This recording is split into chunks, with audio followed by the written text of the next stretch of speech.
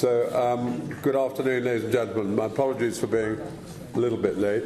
Now we come to the most difficult part of the conference, if you like, what needs to be done.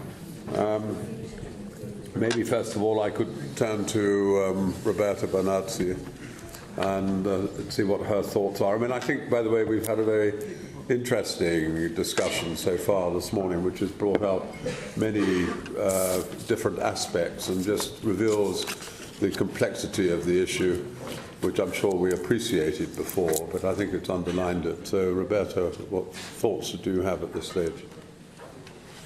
That's a lot of responsibility, what needs to be done, and then asking me to give an answer. I think this is really one of the most difficult issues and questions that we are facing, that Europe is facing, its neighbors, its international partners are facing. What we certainly have learned over the years, and in a way Gilles de Kerkhove hinted at that, is that there's not one single answer. The complexity of the phenomenon is such that maybe there is a better awareness of what not to do, but there's still a lot of uncertainty on what should be done. And with this initial remark, first of all, I'd like to say just a few words about my background, or the background of my organization and the work we're doing. I'm the president of the European Foundation for Democracy. It's an organization based in Brussels and with teams in a number of European countries. And since 2005, we've been working on the issues of radicalisation, prevention of radicalisation, the role of civil society, and how to empower different voices to counter the ideology, how to build resilience within the communities, relevant communities, and create different narratives. Now, when I said different voices, there's a word that is a term that has been used over the years and continues to be used, and that's the so-called moderate Muslims. And this is a term that may lead to a lot of misunderstandings and ambiguity. What does moderate mean when we talk about terrorism, when we talk about radicalization, when we talk about ideologies that have a goal, a political goal, to completely destabilize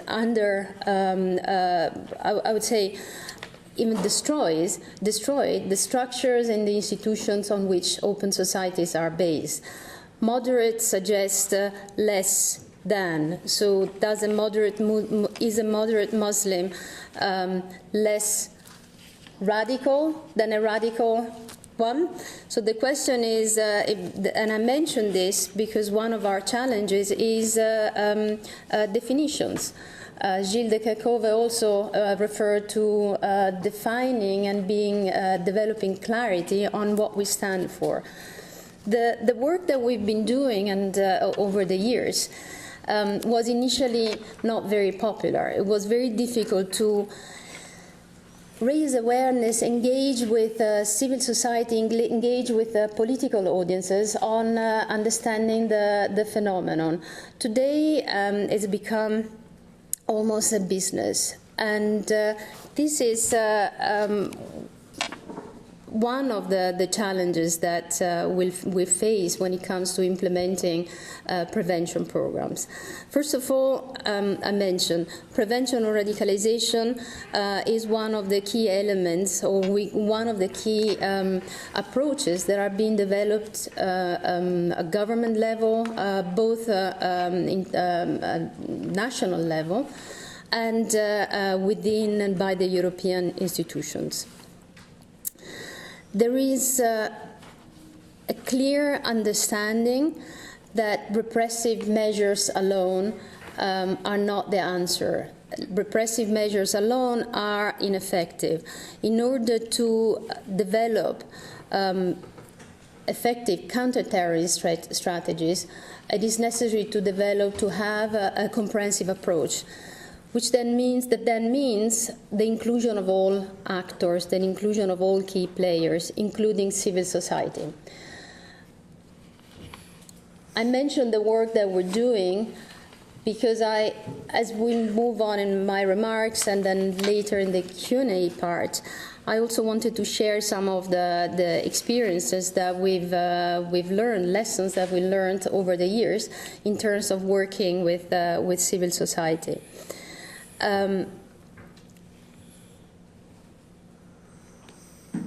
When working with civil society, we know that organizations, individuals that are part of communities and in a way are not directly part of the policy-making machines have an important role because of their ability to, one, engage with relevant communities, two, detect the signs of radicalization, and help both in developing counter-narrative and but also in implementing prevention programs. Now, when what we've seen and we're seeing still now is the challenge that such organizations and that civil society organizations play in carrying out their task and in functioning. The challenge is, on one hand, because of the complexity of the mechanism, funding mechanism, the inability to, and lack of experience very often, in understanding and engaging with decision-making processes. But on the other hand, they're also facing the very strong and powerful machine of other organizations that are part of civil society, but that are actually also inspired and driven by the ideology of which we've heard extensively during the morning. Probably like never before, as in today's conference and listening to the experts and speakers that have preceded me, I've heard so consistently the reference to the role that ideology plays in radicalization processes, and the role that organizations that are heavily funded, in some cases from outside of Europe, and very clearly guided by an ideological goal, the role that these organizations play in these processes and in creating the environment that is not necessarily violent per se, but that has all the elements that can trigger violence at unexpected points. Let me just sum up or give a list of challenges. In some cases, I might have suggested answers, but in other cases, there's no real or agreed answer on how to deal with the phenomenon. First, when we talk about civil society, the key challenge is how to identify the partners, the right partners. I said ideology is an issue. For too long, we've seen the wrong organizations being empowered, being funded by national governments, by European institutions. I don't want to repeat what Ambassador Azmi already mentions and others, but for too long we've seen how ideological groups have become the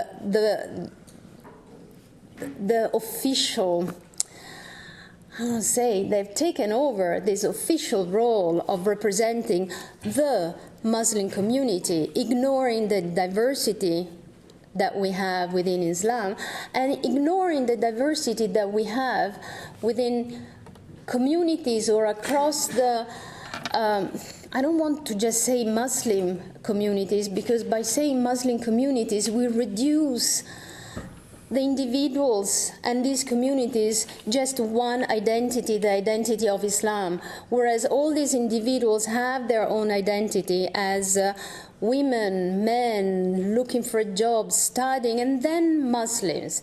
And some ideological organizations and movements have taken over the whole debate and have created this idea of the Muslim, moderate or non-moderate. So this is one of the key challenges. Better screening and better vetting of organizations, national governments, European institutions want to engage with and fund.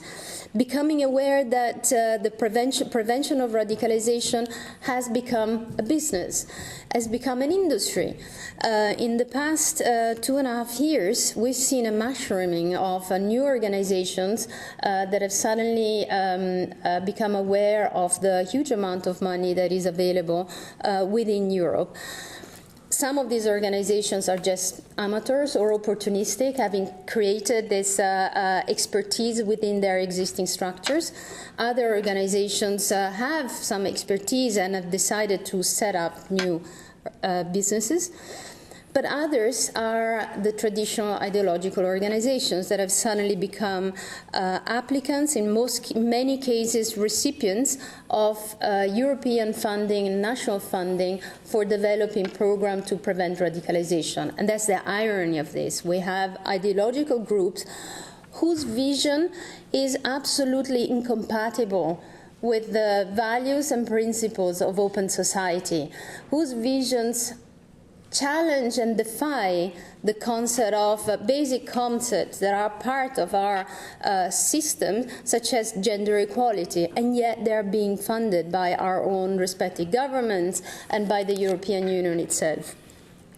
The use of former radicals, or so-called former radicals, it's a very interesting phenomenon. On one hand, it's very important that authorities, law enforcement, experts, researchers work and engage and listen to former radicals to gain a better understanding of phenomenon of radicalization. On the other hand, the risk is that we've created new stars, new heroes, new individuals that are being put on the platform as if they were heroes. And that's the danger of that, is the message that is being sent back to communities or ordinary individuals, Muslim, of Muslim background or not. The message is that if you are a former radical, a former violent, you have more chances of becoming visible, of having media attention, of having a platform, than if you are a simple law-abiding individual who has studied hard, managed to deal with the challenge of discriminations and so on. So my overall, like, these are some of the challenges in terms of like engaging with civil society, but other aspects that need to be addressed and for which there's not enough evidence or experience is the evaluation of a prevention program. There's many programs that are being funded and developed. There's still not enough body of results or of research to determine what has worked and what hasn't.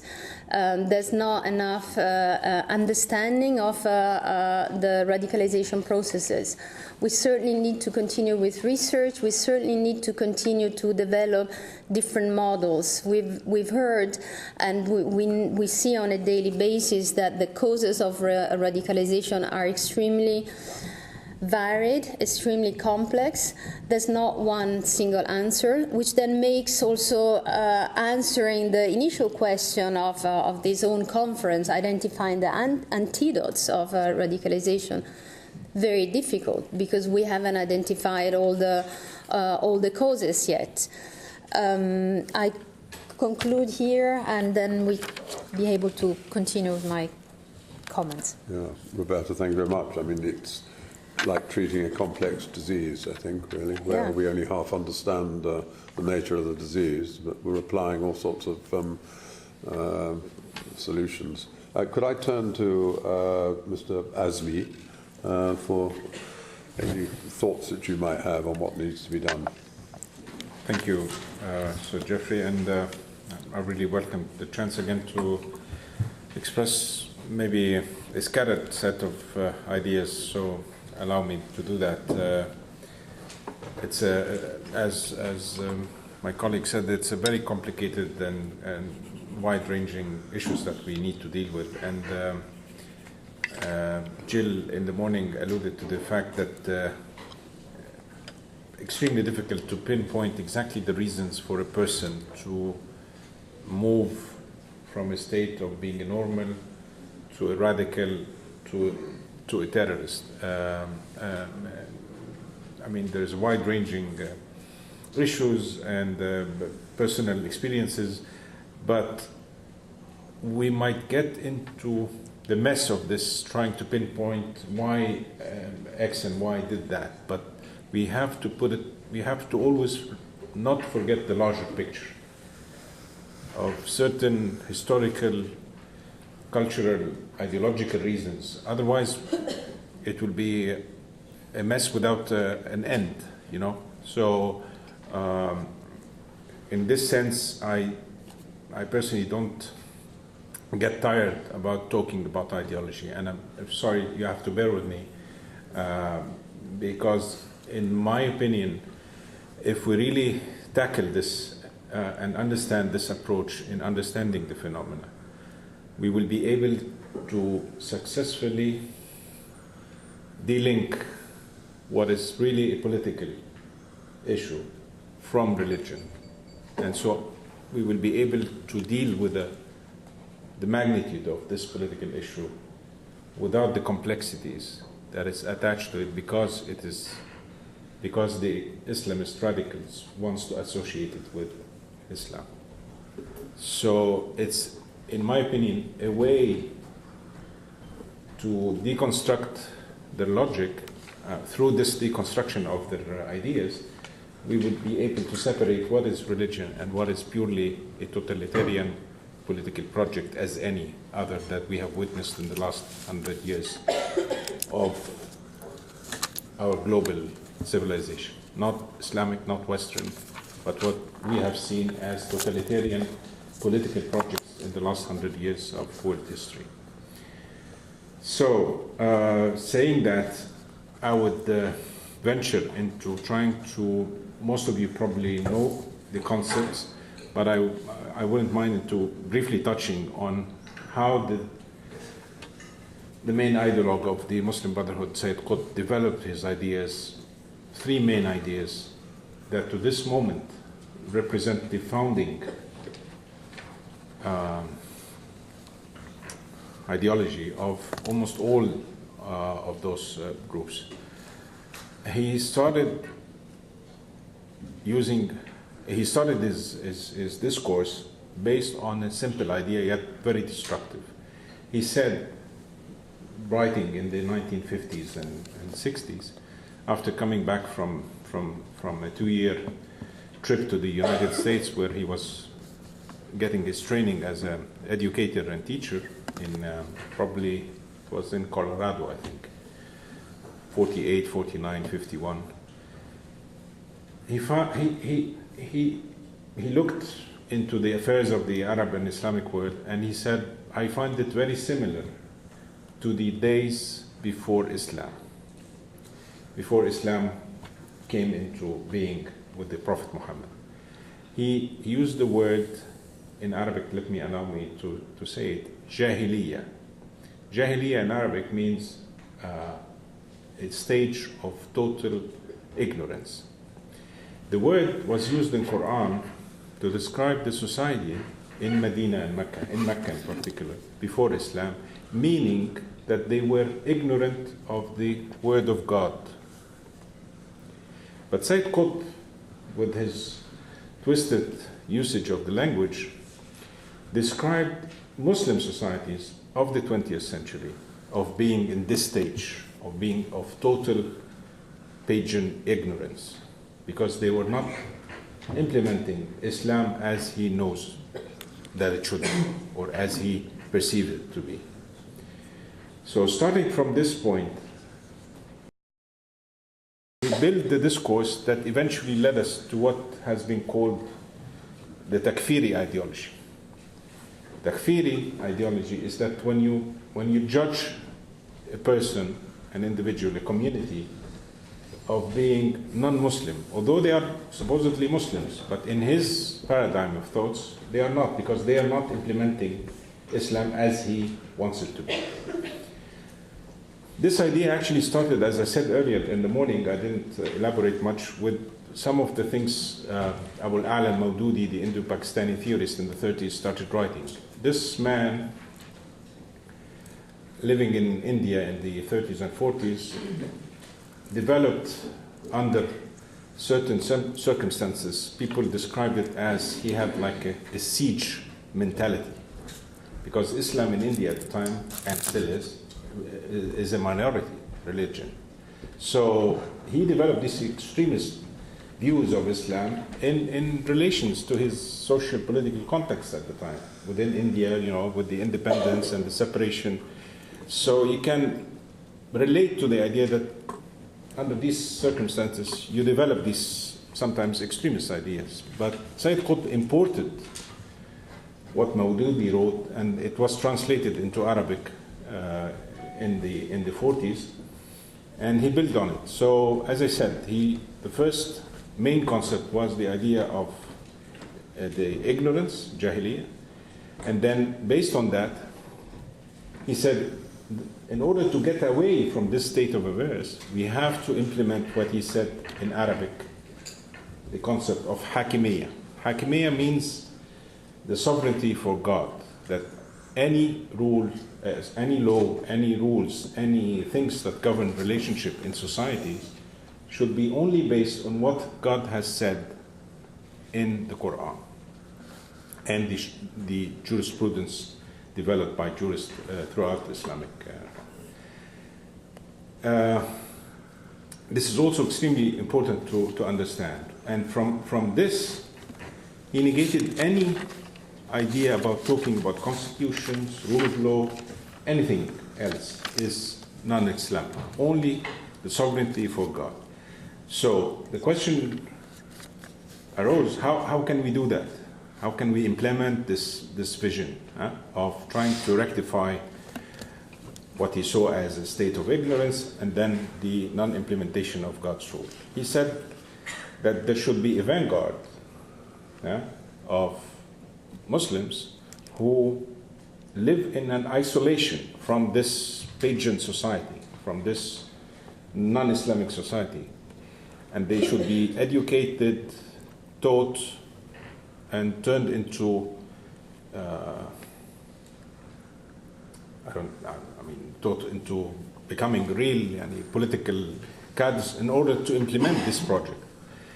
The most important thing, the idea is fine, okay, vanguard and all of that, but the most important twist that he introduced is that he provided legitimacy for this vanguard eventually to use force to implement what he perceived as the Islamic State and the Islamic society based on his ideas. So this package of concepts are the real essence of the ideology that up to this moment is being used by Daesh, by Al-Qaeda, with variations. I mean, you see some, but actually, literally, the words are being used. Hakimiyya and Jahiliyyah and all of, and Takfiri is being implemented. And that's why the mix comes. Is this Islam? Is this the religion that provides this kind of a pretext and legitimacy for the use of force and killing? No, it's not. It's a politically motivated, politically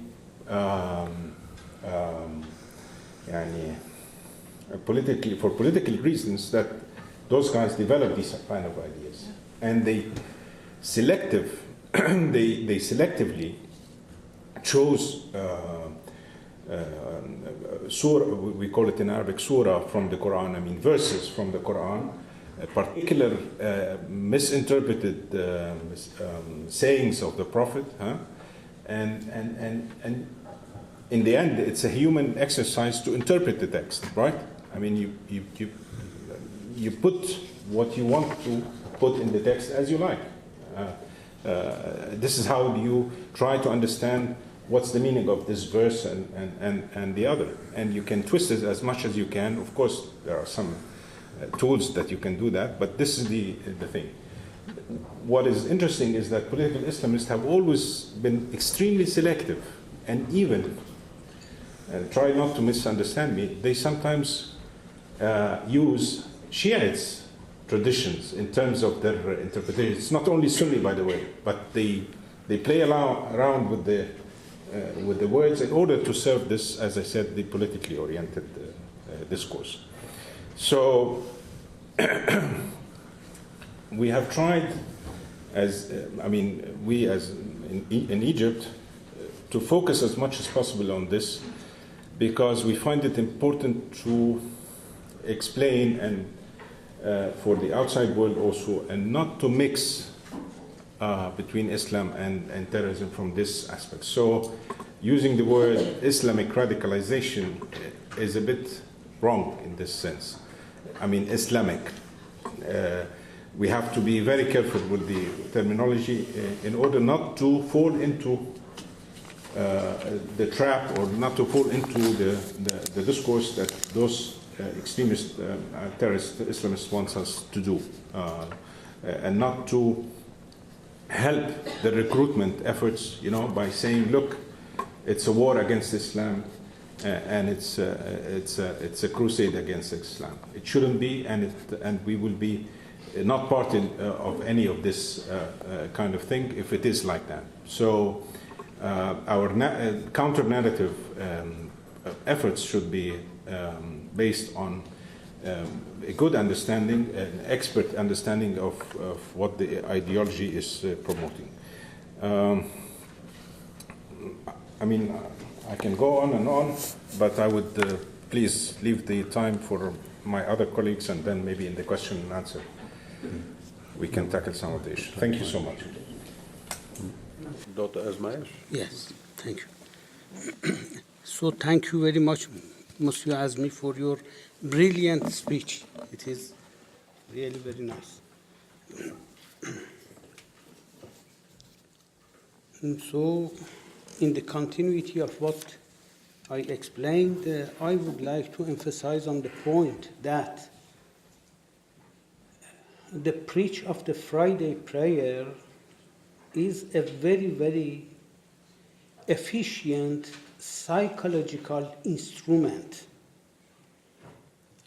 If it is well used, it can bring the hearts together. And if it is bad used, it can radicalize people. So it is very important from one side. And from other side, the comparison, for example, with Bader-Meinhof organization, etc., it is certain that the member of this organization, they were brainwashed by the brainwashers. As the member of the radicalized so-called Islamic organizations as well, they are brainwashed.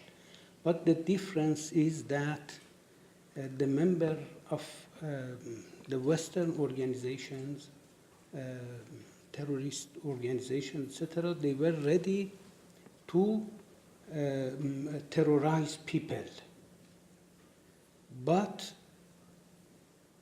the so-called Islamic jihadists, not only they are ready to, when it is asked from them to terrorize people, but to martyrize themselves, to sacrifice their life. The reason is the sacredness aspect of the preachers and brainwashers, because they are considered as imam, as the replacers of prophet. People who do those kind of action, they believe that because of their action, they go to heaven. They go to a good compartment of the heaven. They are brainwashed by this manner.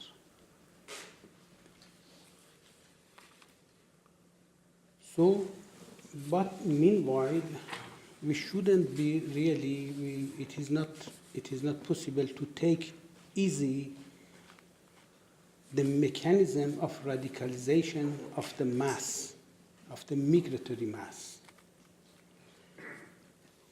An individual doesn't become a radicalized people by himself or by herself. There are the good mosques with the good preachers who encourage people, encourage the migratory mass to be integrated culturally inside of the society. And on the contrary, there are certain mosques and certain preachers who do completely other thing. They are spreading the seeds of the hate in the heart of their audience. Often these people, these preachers, they are related to certain centers out of the European countries who are the systematic troublemakers, the systematic chaos makers in the Western society. They are exporting the problem, the crisis, the trouble, according to the systematic plan in the Western countries. So I would like to show you an evidence. So it is coming, it is from YouTube. I will show you something. It exists in YouTube. It is this man that you see here on the screen. He's a propagator. He is propagating the hate against the Western cultures and against the Western countries. He is a member, very important member, of the revolutionary think tank. So he is talking about the Western countries. You can read what he's talking about. So you can broadcast it. اگه 11 نفر تونستن 11 سپتامبر رو به وجود بیارن، شما میدونید که این امکان برای ما وجود داره که اقدام کنیم. ما سلاح اتمی نیاز نداریم. شما 6000 کلاهک اتمی تو خاکتون دارید. اون 6000 کلاهک اتمی آماج طراحی های ماست برای اینکه در اونجا جنبش های چریکی برن همونا رو منهدم کنن، نه جنبش چریکی ایرانی. از تمام کشورهای اسلامی میتونی همه رو از اونجا اخراج کنی. ما روی مکزیکیا هم داریم کار میکنیم. A message by a think tank who is leading a radical movement, saying that even they stop the nuclear enrichment, we are able to do our activities through not just by Iranians but other countries, using different countries and activate them. So this is, this is published online, and it just gives a lot of message into what's behind these preachers. When we look at them, they have a hidden agenda, and there's a plan behind it, and it needs to be looked into it on its own merit and taken the religious aspect out of it, because what's been mixed so far is that everything's been related together with religion. It's Muslims, but if we take the religion aspect out of it, these people have hidden agendas, and they are using mosques, they're using certain communities and organizations in order to fulfill their goal. And they do not limit themselves into one country, because that's not their ideology. Their ideology is about taking over their own ideology, taking it over to the rest of the world. And we are evidencing this in Europe.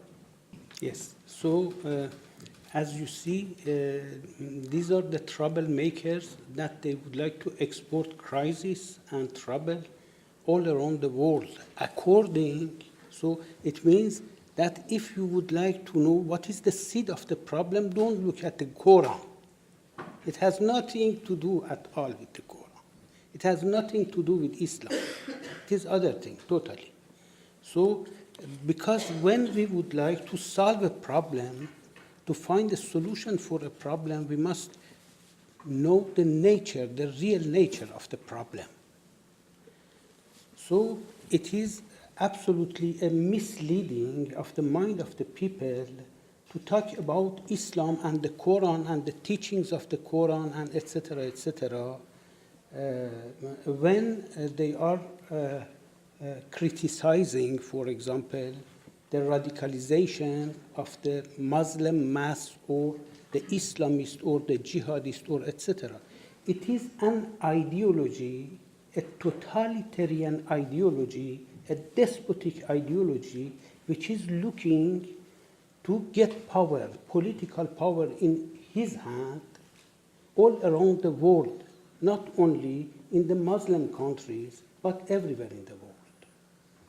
And to establish a new government, a new empire, under the name of Islam.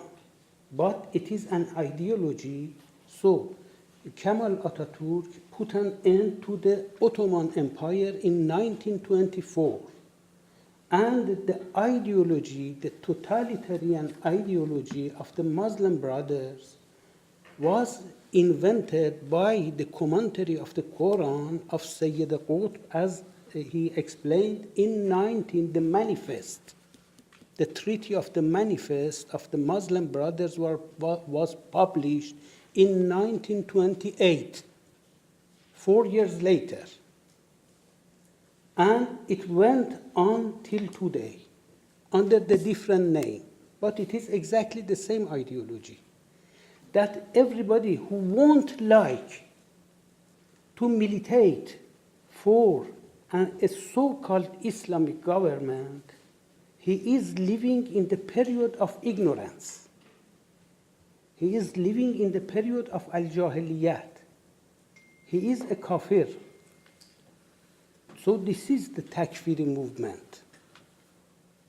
So it is not enough that you are Muslim, you are integrated to Muslim community, or you are converted to Islam and you are doing the prayer, etc., such every other Muslim. No. From the moment that you don't offer your life and your money and everything you have to create, to help the creation of a new system, a new empire under the name of Islam, so you are, there is no difference between you and a no-believer and a kafir. So this is the reason of Sayyid Qutb, al-Mawdudi, and a lot of other persons who created this ideology. And this ideology had a lot of branches in Iran under the name of so originally it was named Ikhwanul Muslimin, Muslim Brothers. In Iran it was Fadaiyan Islam, the Fadain of Islam, those who were ready to sacrifice their life for Islam. It was the name of their organization, etc., etc. And in each country it was a branch of them.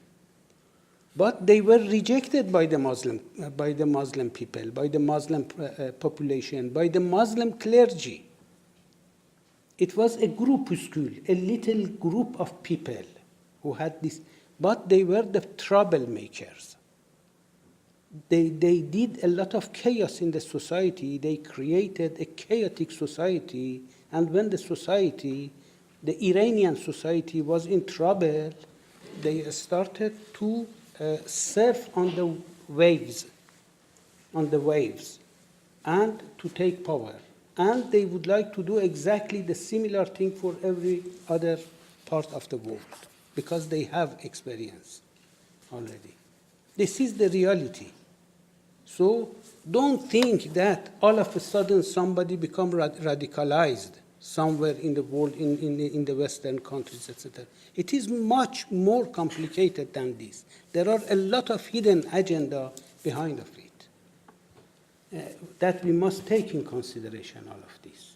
So we have just a local view on it when it is passing around us, but it is teleguided, and we must take in consideration because it is the reality. It is very, very important.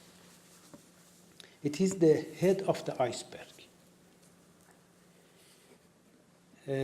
But as it was said and it was proposed, the real version of Islam, or as our friend he told, the European Islam, a modernized Islam, or an Islam compatible with democracy and modernity and respect for the human right.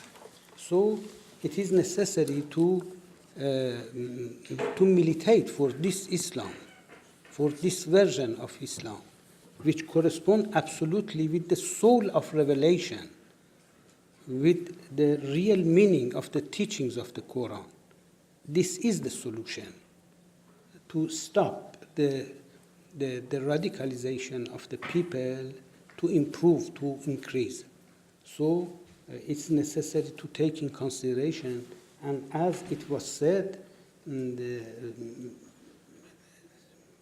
we must take the example of the Center of Hidayat, for example, which write down the preach of all of the preachers all around the country, that they are doing in each Friday exactly the same content to their audience. And so it is not an anarchism that everybody is able to say whatever he would like to do, etc.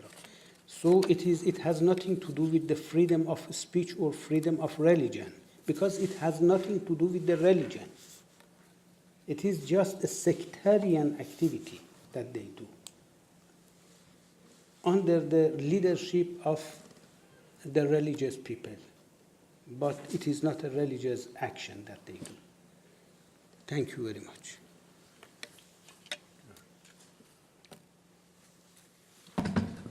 Well, Dr. Asmaj, thank you very much. Well, ladies and gentlemen, I suppose the original question was what needs to be done to protect our Western liberal societies. Related to that, I think, is what needs to be done to give greater freedom to those people, Muslim citizens within our societies. How do we give them real freedom? And I think a lot of the messages we've been getting today suggest that many of them are misled. There are a number of issues that we haven't really had time to touch on today. There is a strong case, I think, for strengthening our borders, because if we want to properly integrate the citizens from other countries into our societies, we can't do that effectively if every day we have more and more people coming from societies and cultures which are so very different to our own. Until we've successfully integrated people, then I think we've got to find means of constraining that movement.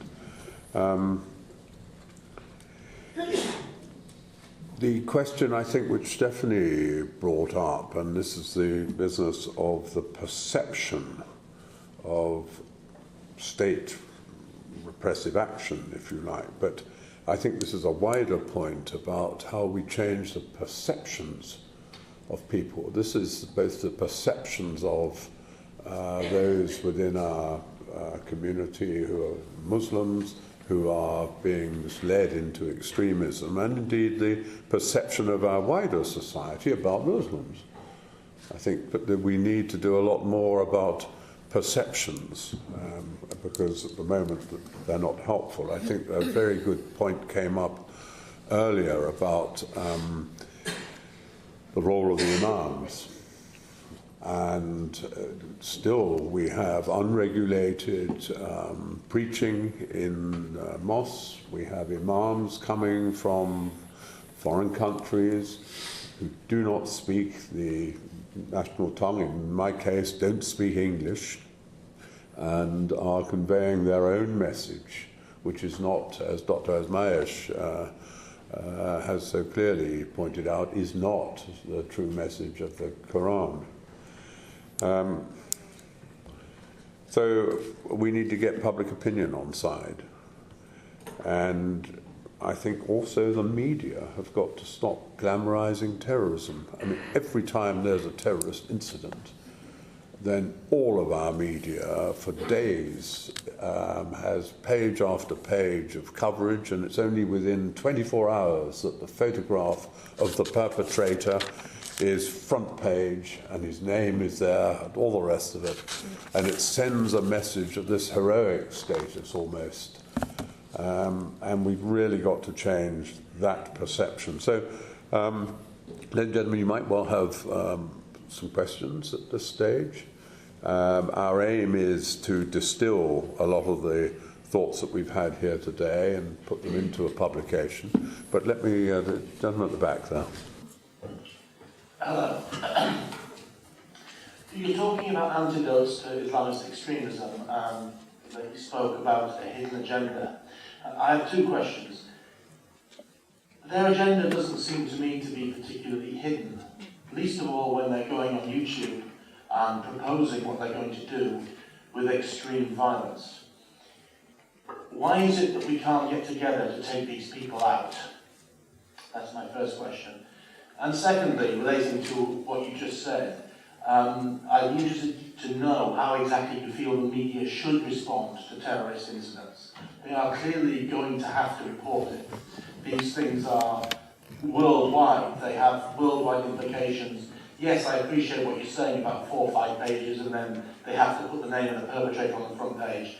How else should they do it? Thank you. It's James Dew, EU reporter, by the way. Thank you. I mean, could I just respond to the second point? Maybe colleagues would like to pick up on your first point there. Self-restraint has got to be the answer to that. I don't think we want to be imposing rules on the media. But although I think I'm right in saying that in France now, the perpetrator is not named, carries out a terrorist attack of some sort. But I think this comes down to self-restraint. And of course the trouble is, if we talk about the print media or what I would call the respectable media, they will say, oh, of course, well, all right, well, we don't publish, but you've only got to go onto the internet and you're going to find it all there. Well, maybe.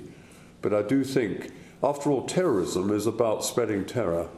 It's about destroying the confidence that our ordinary citizens have in the ability of our institutions and our services to protect them.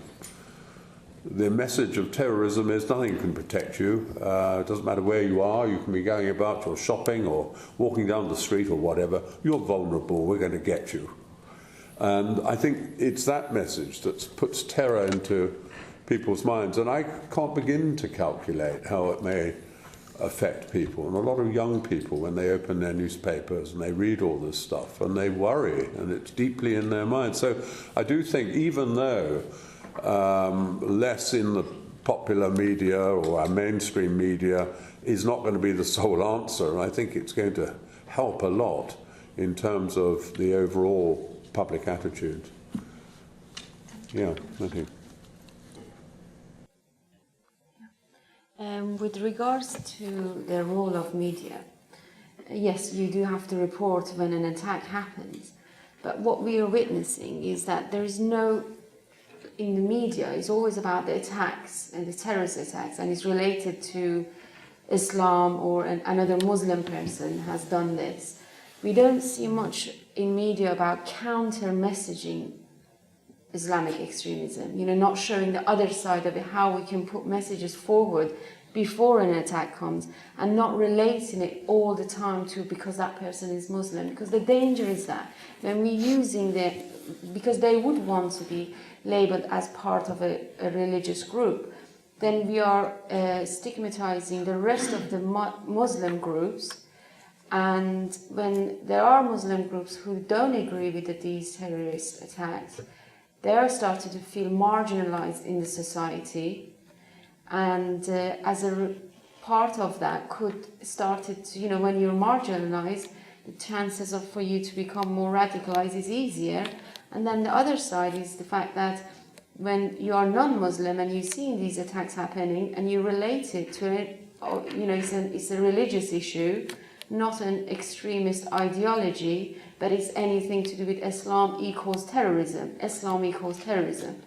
So it increased more hate and Islamophobia. So these people who have got hidden agenda, they do want Islamophobia to increase. They do want the Muslim communities who are moderate to be segregated from the rest of the community and to become, you know, radicalized. Because if you're a Muslim and you constantly being attacked too, there's the other side of it that you're more prone to become radical. So they feed onto that, and so the media has got a responsibility. So when an attack happens, yes, they do cover it, but there is so much things behind it. When, you know, for example, the last attack that happened in London, the first picture was released by a Muslim woman wearing a hijab, and she doesn't care, and that brings a lot of rage and anger into. So these are the different factors that we need to look into, because the hidden agenda for them is to create chaos in all societies. So create chaos to increase Islamophobia, increase hate amongst all communities within each other.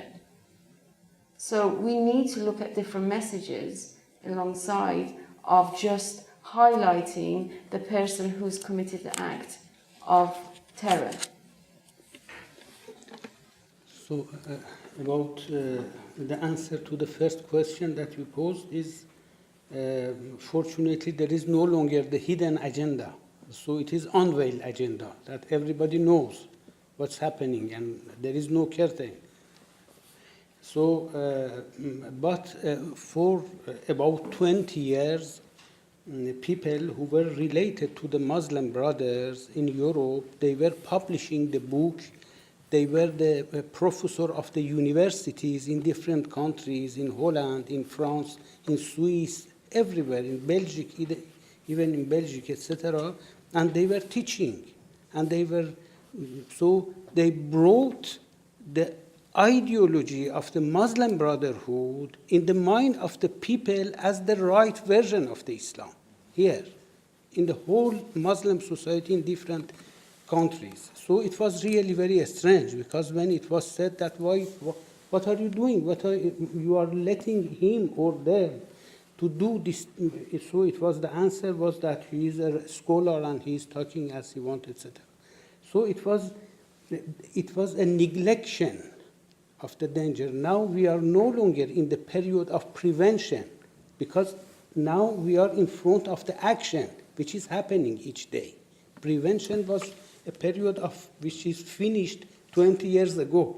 Now we are really in the threshold of the crisis, and so we must act, we must explain, we must organize more gathering, more talk about what is the teachings of the Quran, what is the difference between the teachings of the Quran and the different radical ideology which hide themselves under the name of Islam, and etc.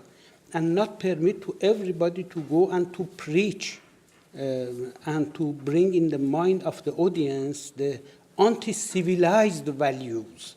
It is very, very dangerous. So we must take in consideration all of these necessities. One moment, I think Roberta. Just to add on the question about hidden ideologies, there's nothing hidden about it, it's true. I would say that from the side of the West, there's been a lot of denial. The messages have been out and available, and anyone could listen to them. Not now, already 15 years ago. They were there. It was just a matter of reading so many translations when they were in Arabic, and in some cases they were in our own languages. But the phenomenon and the ideology and the whole context is so sensitive, complex, difficult to understand for any ordinary people who don't necessarily have the tools. And it was easier just to reject the idea that there was a plan, that there was many of these messages were taken into isolation, and there was a refusal to believe that there was a plan, an ideology working on this. Yes. Question there, and then His Excellency Ambassador. Thank you very much. Cameron Kelly is my name. I'd like to put a question to Dr. Sayed Mustafa, and thank you all for coming here. Like you talked earlier that in Islam there's lots of talk about love and mercy. That's obviously true in the earlier parts of the Quran. But the changes then in the Hadith and about the Battle of Badr in 624, the radical change that brought into the preaching of this Muhammad. And can you comment on two things? One, that in both Quran and the Hadith there's a doctrine of taqwa, where Muslims are encouraged, well, allowed and encouraged to lie to non-believers, and two, that the admonition for Muslims to behead and to kill non-believers is rampant through the later pages of both Quran and the Hadith. And so, even though I agree with you that the later political awakening of the Arab world in this century, or the last century, has contributed to further radicalisation, that the call to violence is all through the Quran and the early Muslim writings, and that violence is an intrinsic part of the political ideology and religion of Islam. Thank you very much for your question. It's a very important question. It needs a lot of clarification, so the best language to talk about this problematic is mathematical language, statistic language. So the Quran is composed of 114 verses, surat, and 6,346 verses. So if you take in consideration all of the religious verses of the Quran, they are about 250 verses, all in all. It means the Shariat law, what is named Shariat law, regarding the familial law, trading law, financial law, praying laws, etc., all of them, all in all, are between 200 to 250 according to the unanimity of the clergy and religious people.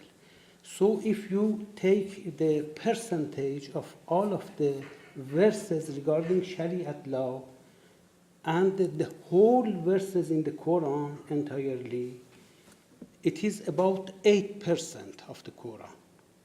8%. And this is important. What does it mean? It means that it is written, so the paradigm of Prophet Muhammad is to change the orientation of the attention of people.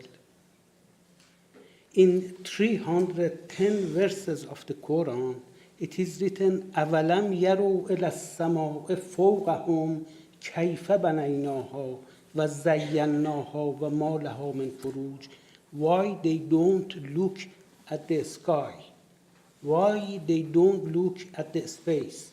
Why they don't pay attention to the stars, to the movement of moon, of sun, of stars, of cosmic masses, and etc. It is in the Quran, 310 verses. What you are talking about, and you extract the meaning of violence in the Quran, it is not true. Why? Because a terrorist who would like to terrorize population, here, for example, it was the terrorist, and police was looking to arrest them, and because the police got the information that they are the armed people and they are able to pass in action and to kill the policeman, so they gave the statement that if they resist, don't hesitate to use your arm to kill them. Today, just in France, in Belgium, everywhere, in front of the terrorists. So it is not written in the Quran to kill kafir because he is kafir. Not at all. It is written, حَتَّى لَا تَكُونَ فِتْنَةً, to stop the crisis. So they are the crisis maker, not because they are kafir. Because when Prophet Muhammad, they went into the Medina, in Medina it was the different communities who were living with each other, including the Muslim community, the Jewish community, the Christian community, the no-believer community, and they were living together. And Muhammad told to all of them, for you, your belief, your religion, your opinion, for me, my opinion and my religion. Lakum dinukum waliya din. So when somebody passes into the action in order to terrorize the population of a city, so it is up to the system, to the government, to stop him. This is the reality about the verses of the Quran. It is so, even it is written, even if a terrorist take refuge in your house, open the door and accept him, because it is possible that his mind change with your hospitality. It is written into the Quran.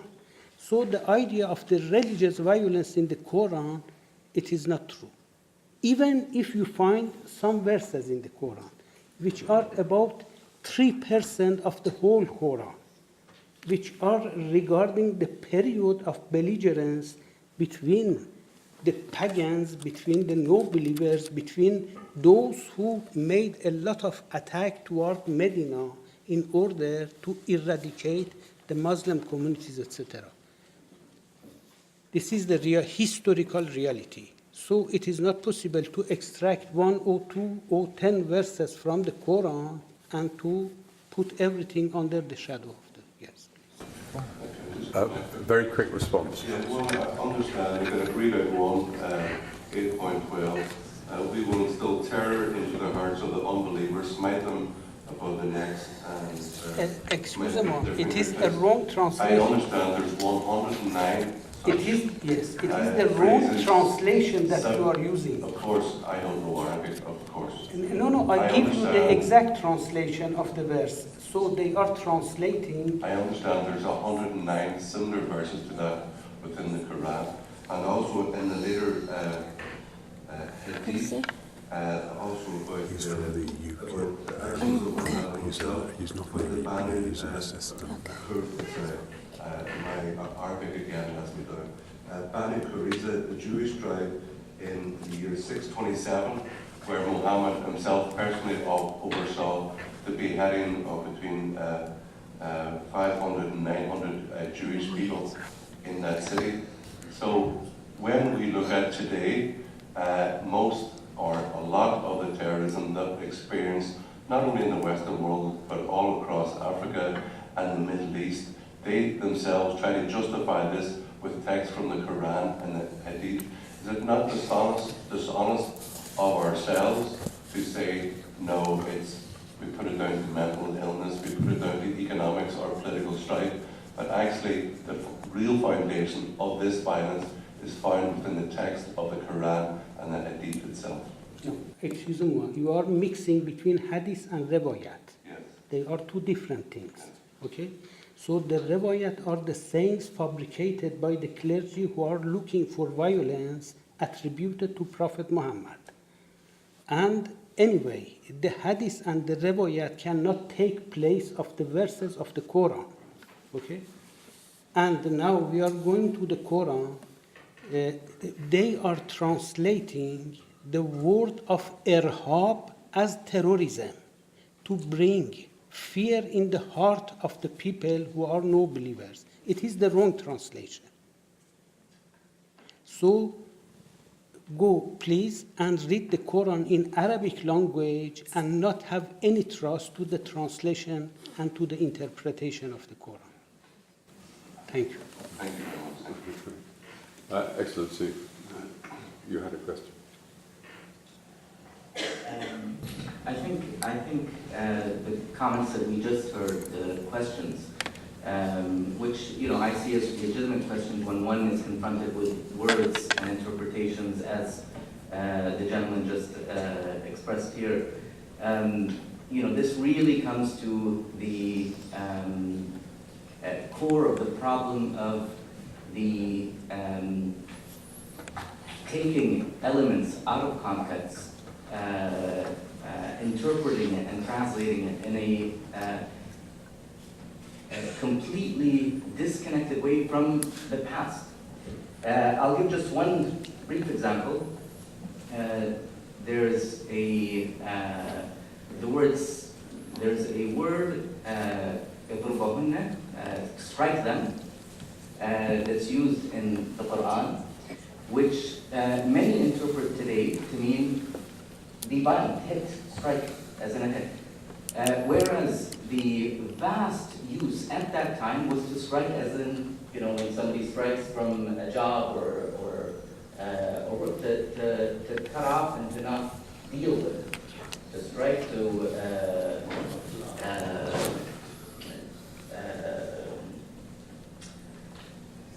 Stop. What's the word? To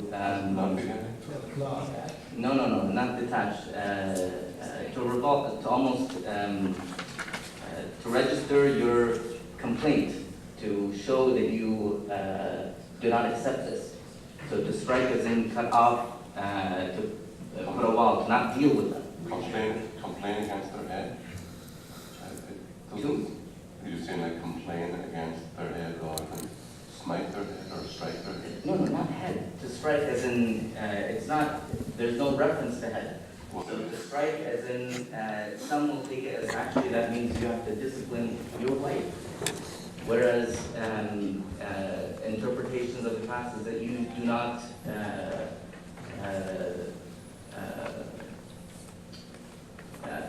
you show that you don't accept this. You show that you're not okay with this, but it's not actually an act of violence. And so I think there really is a lot of work that needs to be done in order to bring to light a lot of misconceptions, because they're using the same interpretations that you're referring to radicalize people and to say, look, there is real justification, this has happened in the past, and it just is not true. And I think that there's people that are far more able. I'm not a religious scholar, but there are those who are far better suited to explain these inconsistencies, including Dr. Asmayesh.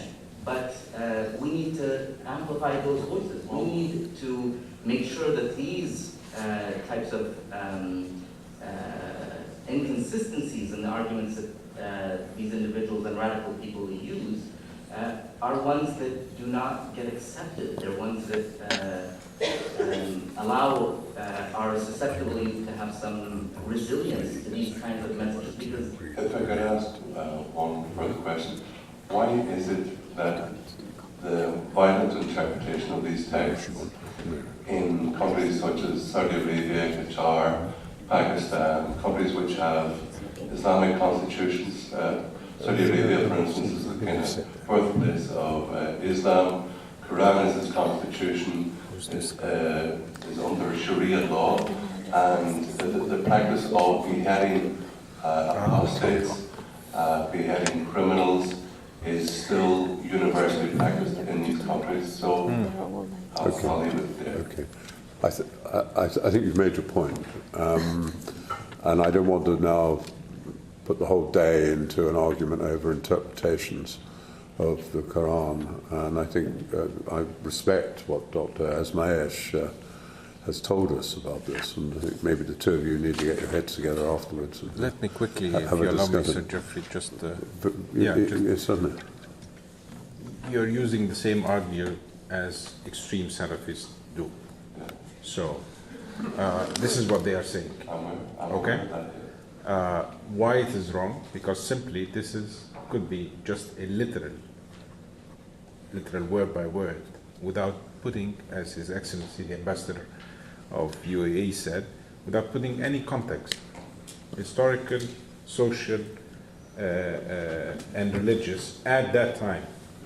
So you touched upon an important question, and let me be frank with you, this kind of argument, and I have to be also frank, by far-right groups in Europe, is helping the discourse by extremist radical groups, because they are simply using the same line of arguments in justifying or trying to figure out what's going on. We have to understand that this touches on the core of the issues that we have been early talking about, is that we have to understand the text within a certain historical context, that it's a divine message by any means, of course. I mean, if we believe in it. If you don't believe, it's something else. But also you have to understand that there were certain incidents at the time of the message that can help you relate to what some of the verses has meant. So if we use your approach, not your approach, if we use the extremist Salafis radicalized interpretation, we will go into such kind of action that we are seeing. But the mainstream Islamic jurisprudence that has been there for 1400 years, the main four schools of thought, if you're not aware of them, the Maliki, the Shafi'i, the Hanafi, and the Hanbali schools, did not go into this kind of interpretations, did not accept this kind of interpretations that is being used now by political Islamists in justifying their terrorism. You wouldn't find a terrorist who is a Shafi'i, who is a Maliki, who is even a Hanbali, which is the most rigid interpretation in our schools of thought. Even these guys, you wouldn't find it. It's something completely new. That's why we have, I don't know if you attended the meeting from the beginning, it's a new invention. It's a politically motivated project that selects from the text whatever it suits their crazy ideas. So we have to be very careful with promoting ideas that, no, Quran is providing a pretext for violence. I'm sorry to tell you, it's not. If you want, you know what I mean? Okay. No, can we, sorry, I really must draw a line under it.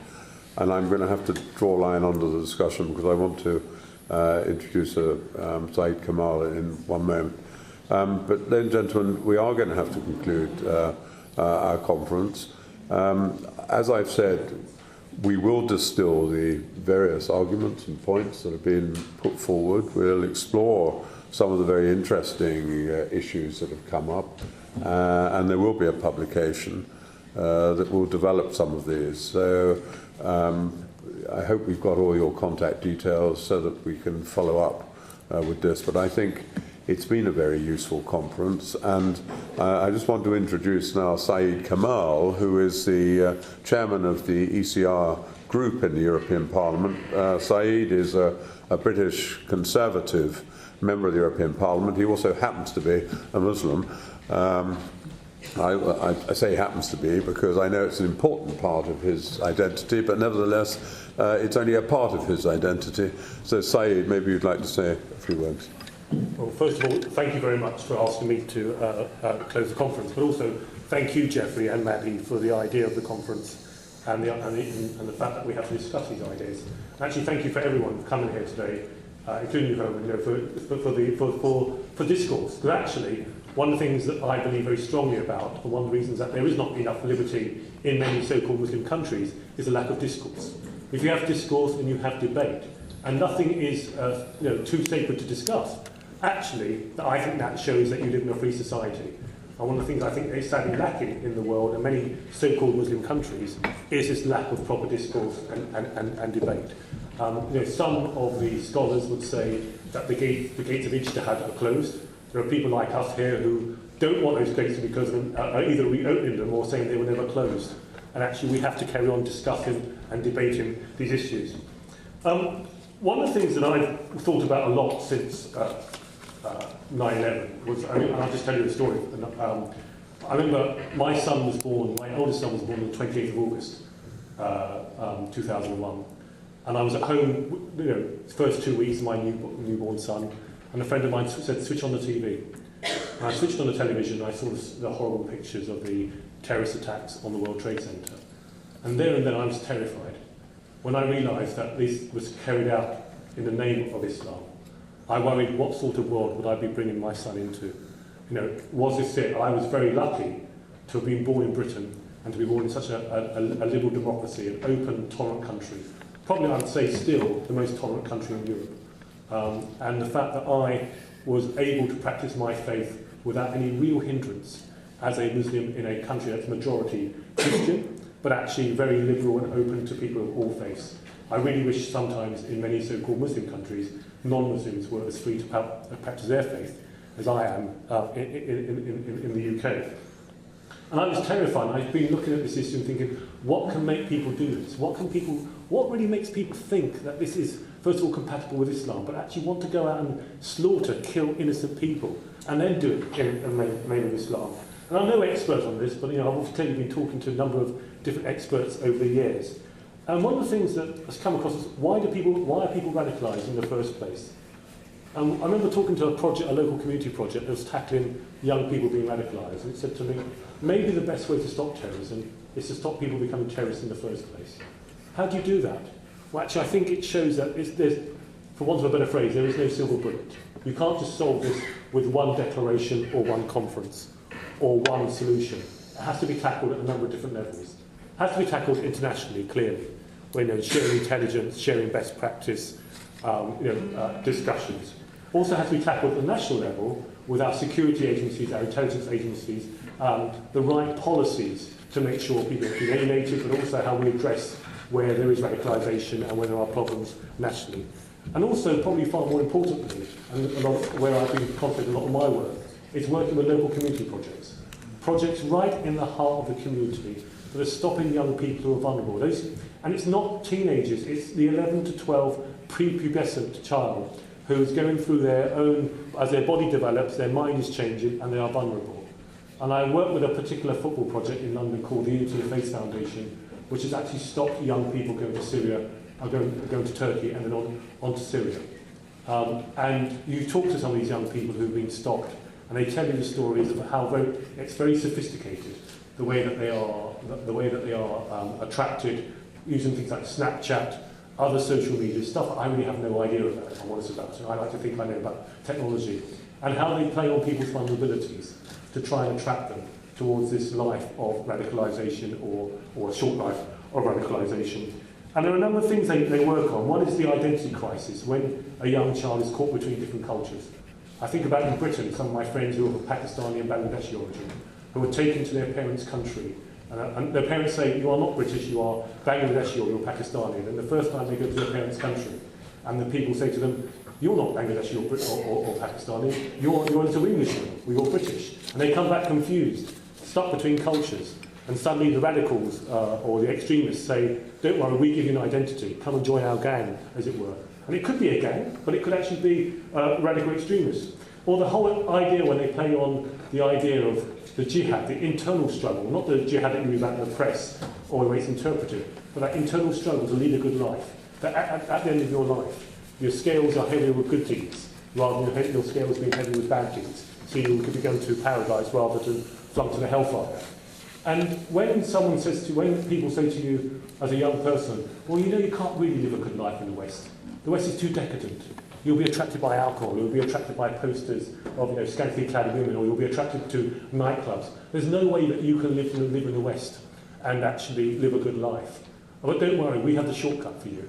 And they show them pictures and photographs of young Muslims being slaughtered across the world. Quite often, they don't tell them by other Muslims, but they'll blame the West or they'll blame others. And they'll say, we have a solution for you. Come and take our path, and you will, sadly, sometimes it's as simple as blow yourself up. They don't put it that way, and then it's a doorway to paradise. Or what about people who have their own problems and probably are violent people? They go to prison, and they're radicalised in prisons, and they swap one cause for another. So they go in angry about one thing, but they come out angry about Islam, or so-called Islam, and therefore they were violently for. So how do we tackle these issues?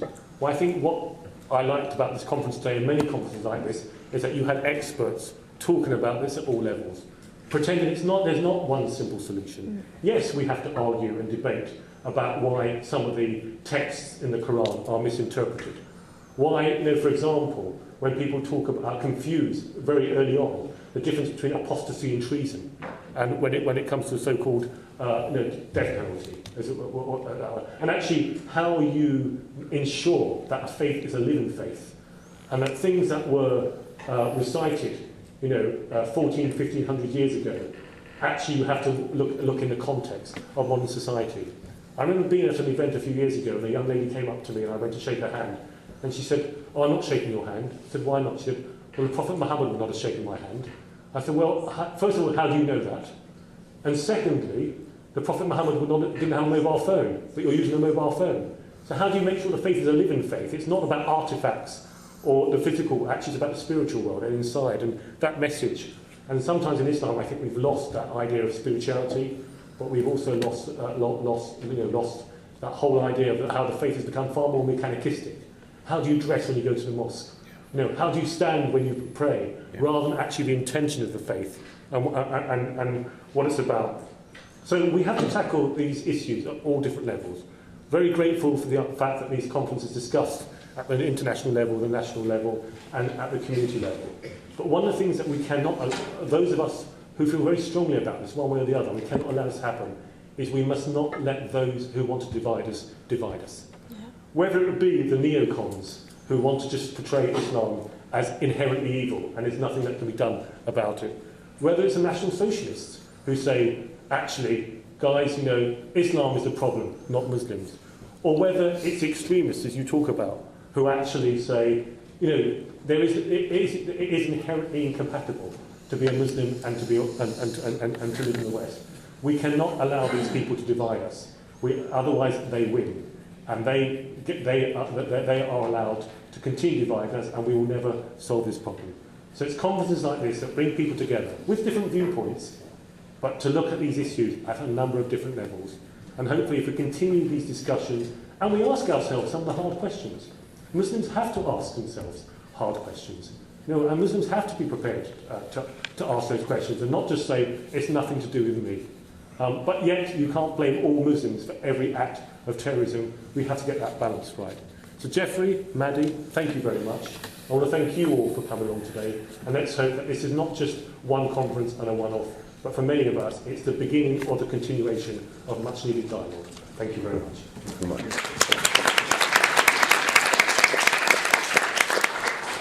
Good. Ladies and gentlemen, thank you very much. We'll be in touch.